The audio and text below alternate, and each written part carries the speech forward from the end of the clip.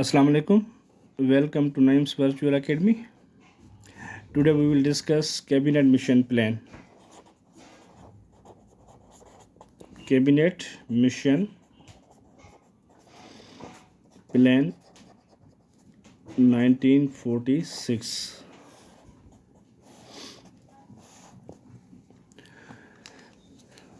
British Prime Minister Attlee हुयो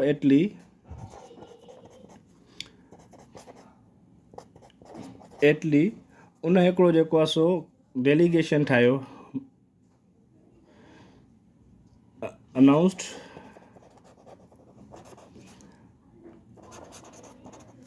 a delegation of the most prominent British government officials.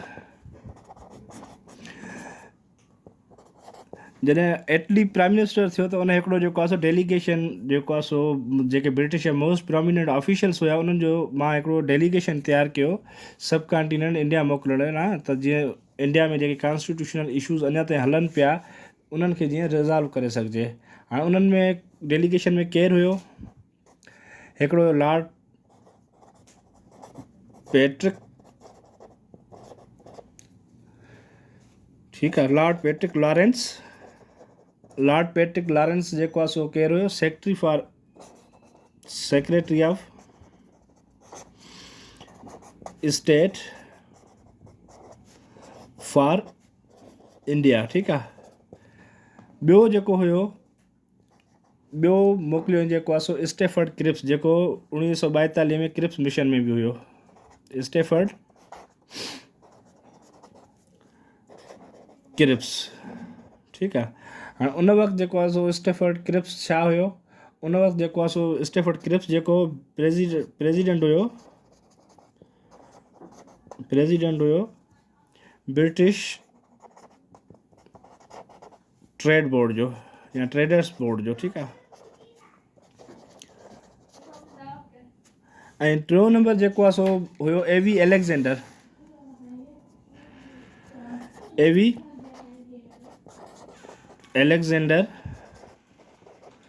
ठीकु आहे,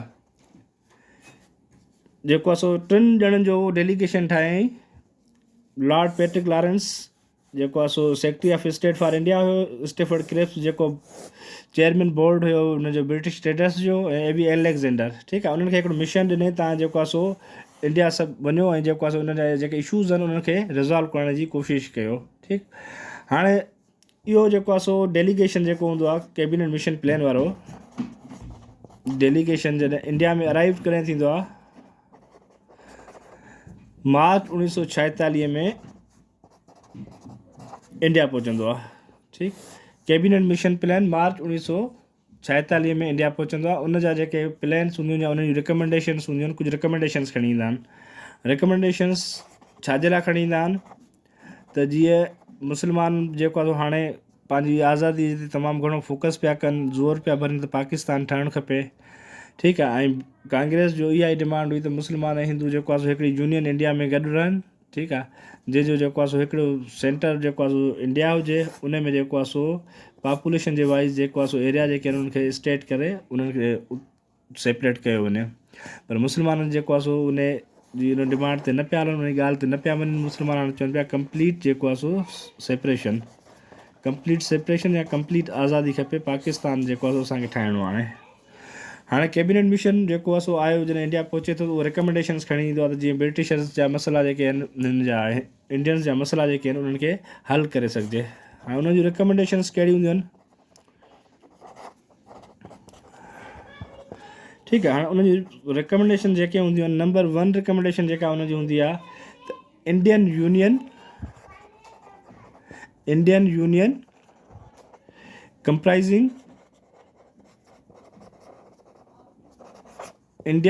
comprising British India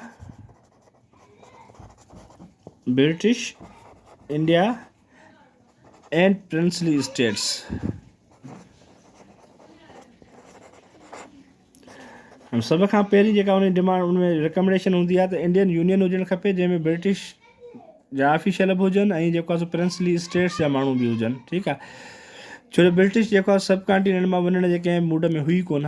उहा चाहे पई त जेको आहे सो इन्हनि खे पाण में अञा थोरो डिवाइड एंड रूल जी पॉलिसी तहत कयां, थोरी जेको आहे सो इन्हनि सां जेको नेगोसिएशन्स वग़ैरह करे थोरो अञा वक़्तु जेको आहे सब कॉन्टिनेंट में वधीक स्पेंड करे सघां। छो सब कॉन्टिनेंट मां उनखे घणो फ़ाइदो पियो थिए, ट्रेड पियो हले, उनजो सब कॉन्टिनेंट जेके मिनरल्स हुया, रिसोर्सिस हुया, उन सभिनी ते ब्रिटिशर्स जो कब्ज़ो हुयो। ॿी जेका उनजी रिकमेंडेशन हुई क्रिप्स मिशन जी, पहिरीं रिकमेंडेशन छा हुई त हू चयो पिया इंडियन यूनियन हुजे, माना यूनाइटेड इंडिया हुजे। उन यूनाइटेड इंडिया में ब्रिटिशर्स जो हूंदा, ब्रिटिशर माना जेके इंडिया ईस्ट इंडिया कंपनी वारा या ब्रिटिश वारा जेके हूंदा, ब्रिटिश वारा बि हूंदा, इंडिया वारा बि हूंदा ऐं प्रिंसली स्टेट्स जा नुमाइंदा बि हूंदा, ठीकु आहे। पर उनजो सेंटर जेको आहे यूनियन हूंदो। ॿी जेका हुनजी डिमांड हुई, जेको हुन चवनि पिया सेंटर जेको हूंदो या सेंट्रल लेजिस्लेटिव असेंबली जेका हूंदी,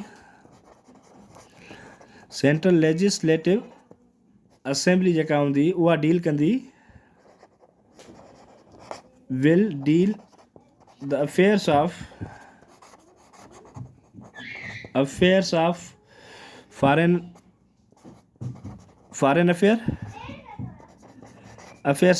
affair, defence, communication and taxation. कम वारियूं सभु शयूं ब्रिटिश पाण वटि रखणु पई चाहे सेंटर में। छो सेंटर में जंहिंजी बि हुकूमत हुजी रिप्रेजेंटेटिव त उनमें प्रोविंसिस जा हूंदा, पर जेको हुकूमत रन कंदो या गवर्नर जनरल हूंदो या वाइसराय जेको हूंदो उहो त ब्रिटिशर्स जो हूंदो। त चए पिए जेको सेंटर हूंदो उहो जेको आहे सो फॉरेन अफेयर खे बि उहो डील कंदो, डिफेंस खे बि उहो डील कंदो, कम्युनिकेशन जेके हूंदियूं टेलीग्राम वग़ैरह थिया, टेलीग्राफ थी या रोड रस्ता, इहे सभु जेके शयूं हूंदियूं, इंफ्रास्ट्रक्चर वारो कमु जेको हूंदो उहो सॼो बि जेको आहे सो सेंटर वटि हूंदो ऐं टैक्सेशन बि सेंटर वटि हूंदी। माना जेका तव्हां टैक्स रेवेन्यू जनरेट थींदो उन सॼे ते साॻी ब्रिटिश वारी जेको आहे सो उनजी हेजमोनी हूंदी। टियों नंबर जेका हुनजी पॉइंट हुई, ठीकु आहे। हाणे जेको आहे सो फॉरेन अफेयर छॾियो, डिफेंस छॾियो, कम्युनिकेशन छॾियो, टैक्सेशन छॾियो, उन खां अलावा जेके सब्जेक्ट्स हूंदा उहे प्रोविंसिस खे ॾिननि, ठीकु आहे। Rest of the subjects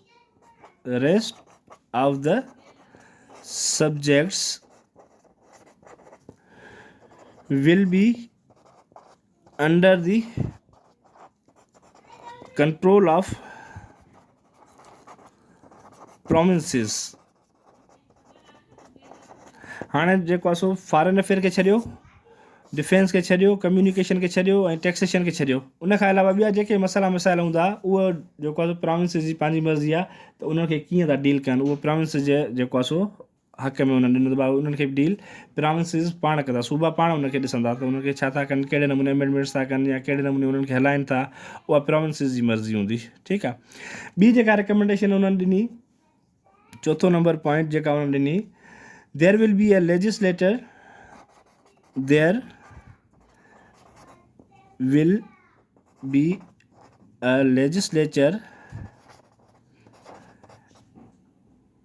and executive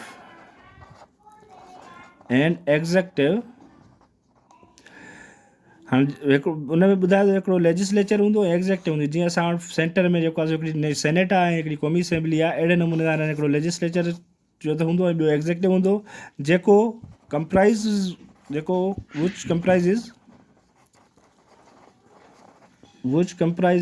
the representative of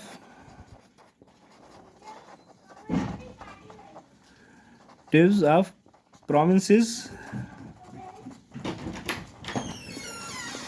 and states,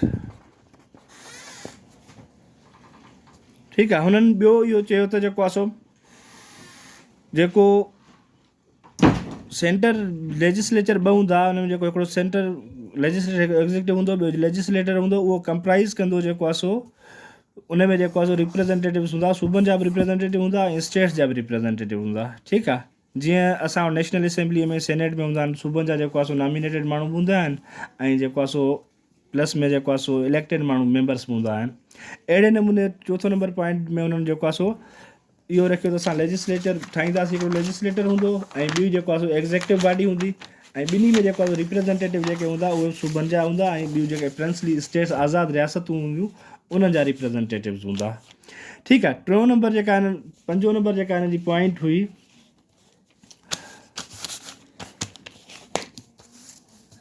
5 number हिन जी जेका पॉइंट हुई उन में हो त no legislation on communal basis, on communal affairs, माना जेके क़ौमी मसइला हूंदा जीअं मुस्लमाननि जा मसइला थी विया, हिंदुनि जा मसइला थी विया, सिखनि जा मसइला थी विया या लोअर कास्ट जा मसइला थी विया, उन्हनि ते का जेको आहे सो लेजिस्लेशन न कई वेंदी।